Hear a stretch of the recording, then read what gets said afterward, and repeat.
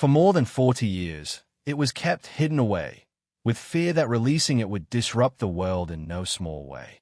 However, just recently, it aired, locked away in studio vaults because the network once said it was too emotional to air was Red's final performance.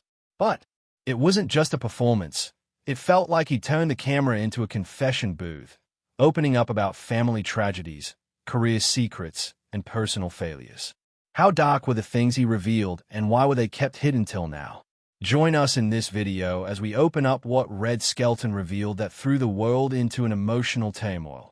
Red Skelton's missing final TV special that was never aired 16 years after his show had been cancelled. Nobody had forgotten Red Skelton. That same year, he received an honorary degree from Ball State University. In 1987, a Screen Actors Guild Award followed. His name was carved back into the conversation. A generation that had grown up with him rushed back, remembering the voice, the face, and the sadness behind the painted smile. By 1989, interest surged further. 3 missing episodes of The Red Skelton Show were unearthed. In 1990, 16 more appeared in a VHS collection called The Lost Episodes. They came from private collectors, old station vaults, places no one had checked for decades. These weren't just reruns. They were moments once thought lost forever. Red's routines, grainy but alive, found a new audience. In 2013, over 200 hours of unaired kinescope surfaced in Indiana. These weren't the clips you'd expect. They were sketches censored in the 1950s, routines about racism and civil rights that had never aired. Red had written them, fought for them, and then stored them when networks said no. Decades later, they re-emerged, showing the world a version of Red that didn't just juggle or mime but questioned, challenged, and pushed boundaries. These reels became part of the Edna and Red Skelton collection, raw, human, political. His art, in every form, refused to disappear. By 2020, paintings of Freddy the Freeloader were selling for as much as $1 million. The character Red had once been brought to life on television had become a subject of fine art. Skelton had started painting in the 1960s, and by the end of his life, it was said he had earned more from his art than from television. The Skelton estate donated over 1,000 works to museums, and a $4 million gallery was built at the Red Skelton Museum. What had once hung quietly in his study now filled public exhibits. The man who painted to survive grief had, in a sense, painted himself into immortality. In 2024, the Paley Center for Media revealed another treasure, a collection of outtakes and bloopers from his final TV episode in 1971, the one that closed a 20-year run on CBS. It aired on August 1, 1971.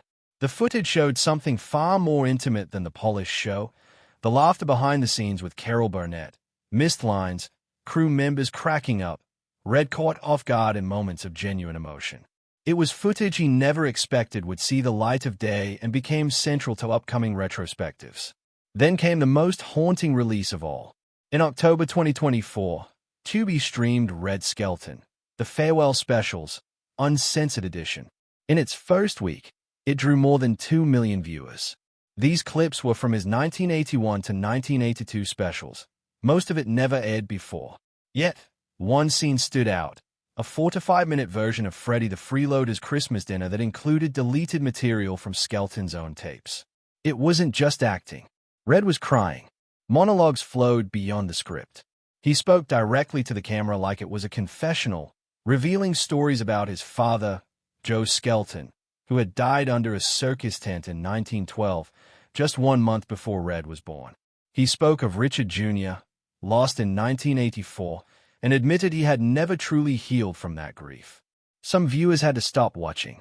It felt unbearably intimate, like reading someone's diary aloud. In the middle of the special, Skelton revealed something no one expected.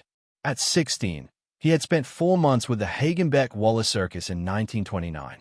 He confessed to stealing scripts, clown routines, physical gags, and even the blueprints for Pies In. The face. He memoized every line, every gesture.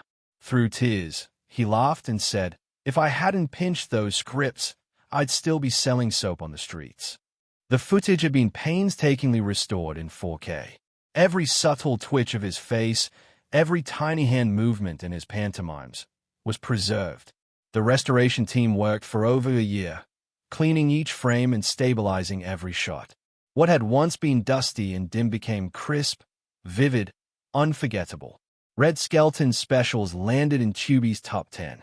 A new generation, many who had never even heard his name, discovered the power he wielded with silence, timing, and a painted smile. So, who was Red Skelton? How did he become such a memorable character? Keep watching to find out. Red Skelton's early life. Red Skelton was born on July 18, 1913, in a cramped shack in Vincennes, Indiana, just 2 months after his father died of heart failure at only 37. His father had been a clown in the Hagenbeck-Wallace circus, but the laughter he brought others never reached his own home. After he died, Red's mother was left to raise 4 boys with nothing but determination. They lost their tiny store. They depended on neighbors to get by. Red wore worn-out clothes, often went to bed hungry, and carried the shame of being the poorest kid in school. But he discovered early that a well-timed joke could soften almost anything. Humor became his shield, not to entertain, but to survive. That hunger, literal and emotional, shaped everything about him. His voice, his timing, his truth. By age 7, Red was selling newspapers on street corners for 3 cents, cracking jokes to boost sales. Some days he sang. Other days he swept floors or begged for extra coins. By 10, he was juggling every job he could find, delivering ice, carrying cigars, scrubbing laundry, walking miles just to bring home a little money. He saw mothers pawn their wedding rings for bread. He saw kids go to school with no shoes. And his own schooling was scattered, squeezed in between work shifts and setbacks. But every minute he spent making strangers laugh taught him something he never forgot. Around town, he wasn't known for schoolwork. He was known for his gift. People said Red could make a man with a broken back laugh like a carefree child. At just 10 years old, he ran away with a traveling medicine show run by Doc Airey Lewis.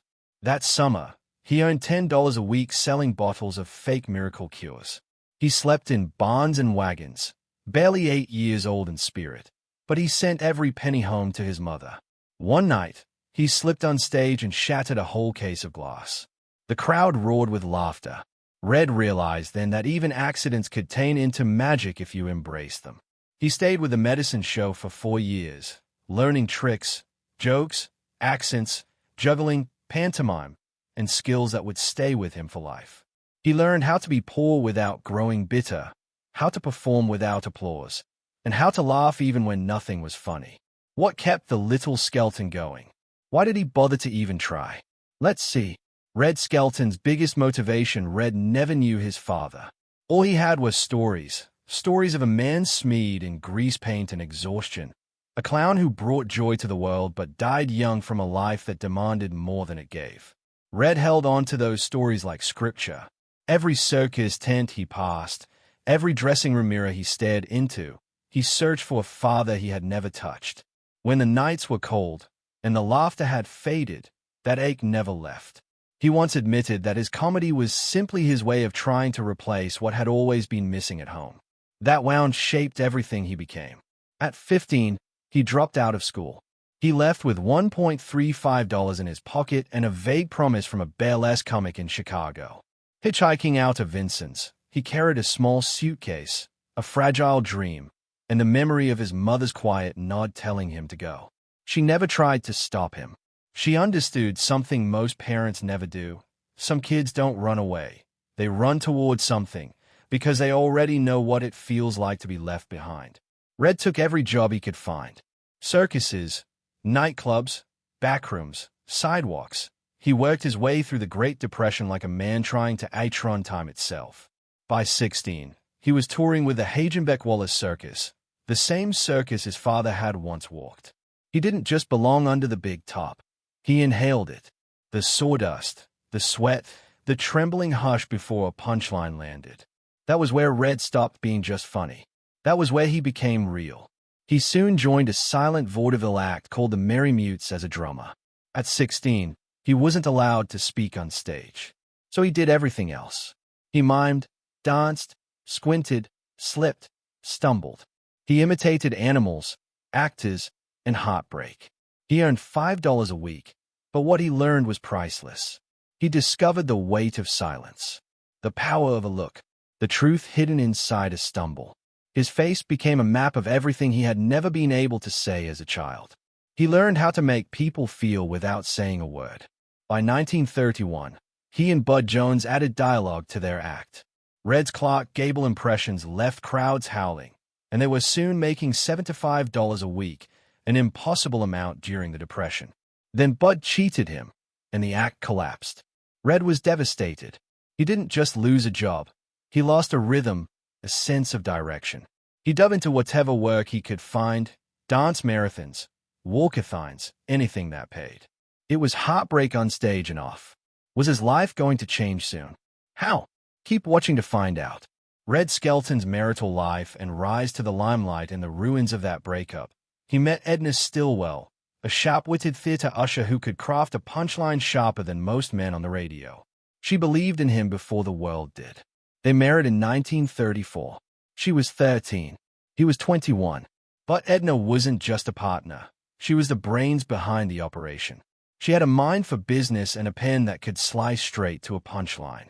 Together, they created Guzzler's Gin, a sketch about a drunk trying to hide his booze from his wife. Audiences ate it up. Chicago clubs started calling, and that one sketch became their doorway into something bigger. Edna booked their shows, wrote the jokes, and pushed Red harder than anyone ever had. By 1937, they were grossing $2,000 a week during the Depression. The Chicago Civic Opera House filled up just to watch Red's rubber-faced pratfalls paired with Edna's razor-sharp setups. But behind the curtain, their marriage was beginning to fray. The more famous Red became, the more the pressure cracked the bond that once held them together. In 1937, Red took a gamble and joined a radio program called the Avalon Time. That's where he created Clem Cadiddlehopper, a slow-talking country bumpkin who didn't know much but somehow understood everything. That character changed everything. Audiences loved him. Ratings jumped 30%. By 1938, stores were selling Cadiddlehopper merchandise. Kids repeated his lines. Parents laughed right along with them. Red had created something America needed. Humor without meanness, innocence without naivety. A character who made listeners feel safe, silly, and understood. Then in 1941, NBC gave him his own radio show. The Red Skelton Show reached 20 million listeners each week. The episodes were only 15 minutes long, but Red packed them tight. Multiple characters, voices, sketches. Willie Lump Lump, Jr., the mean Whittle Kid. People couldn't get enough. But success came with a price. Red worked obsessively. He wrote, performed, rewrote, and worried until one night in 1943, during a live broadcast, he collapsed. He thought he heard his father's voice whisper, "Keep going." He couldn't breathe, couldn't stand. They had to drag him off stage. The show stopped. Doctors called it exhaustion. Red called it the worst moment of his life. When he returned, his comedy was different, darker, deeper, and edged with the kind of truth that only comes from breaking. There was something different in his voice now, something heavier, something earned. One of his most famous routines became the mean Whittle Kid, a brat with a razor tongue and a slapstick punch. Audiences howled, but not everyone was amused. The FCC sent warnings. Parents complained it was too violent, too crude. Red didn't care.